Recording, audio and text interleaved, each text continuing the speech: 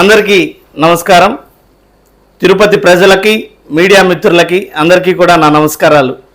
Kiran royal అనేటువంటి వ్యక్తి, Janasena party నుంచి సస్పెండ్ అయినటువంటి వ్యక్తి ఏదో నా పైన మార్ఫుడ్ వీడియోలు వైరల్ చేస్తూ ఇలాంటి వ్యక్తి అయినా అధికార ప్రతినిధి, ఇలాంటి వ్యక్తికి వైఎస్ఆర్ కాంగ్రెస్ పార్టీ పదవి ఇచ్చింది అంటూ నా మీద దుష్ప్రచారం చేస్తూ కొన్ని వీడియోలను సర్క్యులేట్ చేస్తున్నారని కొంతమంది మిత్రుల ద్వారా తెలిసింది. కిరణ్ రాయల్, నేనేమి నీలాగా ఒక ఒంటరి మహిళని అన్యాయం చేసి కోట్ల రూపాయలను దండుకోలేదు. నాకు రోజుకు ఒక అమ్మాయి కావాలి అంటూ నేనేమి బహిరంగంగా మాట్లాడినటువంటి పరిస్థితి లేదు. కోట్ల రూపాయలను మహిళతో మోసం చేసి అదేవిధంగా ఒక మహిళని తన కుటుంబం నుంచే వేరు చేసినటువంటి పరిస్థితులు నేను చేయలేదు. నేను చేసిందల్లా మీ యొక్క నాయకుడు పవన్ కళ్యాణ్ గారు ఏదైతే ప్రజా వ్యతిరేక విధానాలతో పోతున్నాడో వాటిపైన ప్రశ్నిస్తున్నా.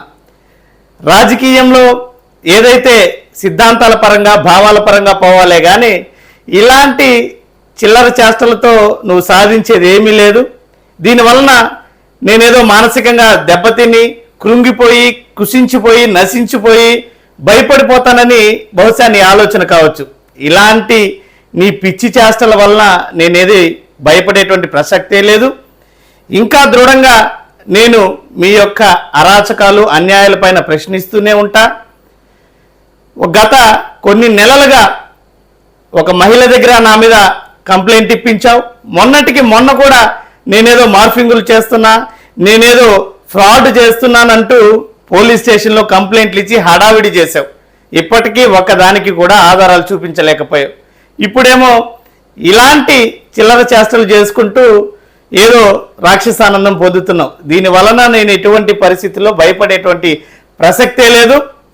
ముఖ్యంగా ఎవరైతే ఈ వీడియోలు పోస్ట్ చేశారో కిరణ్ రాయల్ కానీ, సుభాష్ని జనసేన కానీ, రాధా జనసేన, ఇంకా దేవా జనసేన, వంశీ జనసేన పార్టీ, అదేవిధంగా వాట్సాప్ గ్రూపుల్లో మీరందరూ పెట్టారు, చూసాము.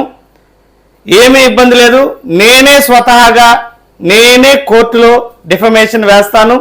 అసలు మీరు పోస్ట్ చేసినటువంటి వీడియోలు నావేనా, అవి రుజువు చేయాలని నేనే కోర్టుకు వెళ్తా. నీలాగా నేను తప్పించుకొని దాంకునేటువంటి చర్యలు చేయను కిరణ్ రాయల్.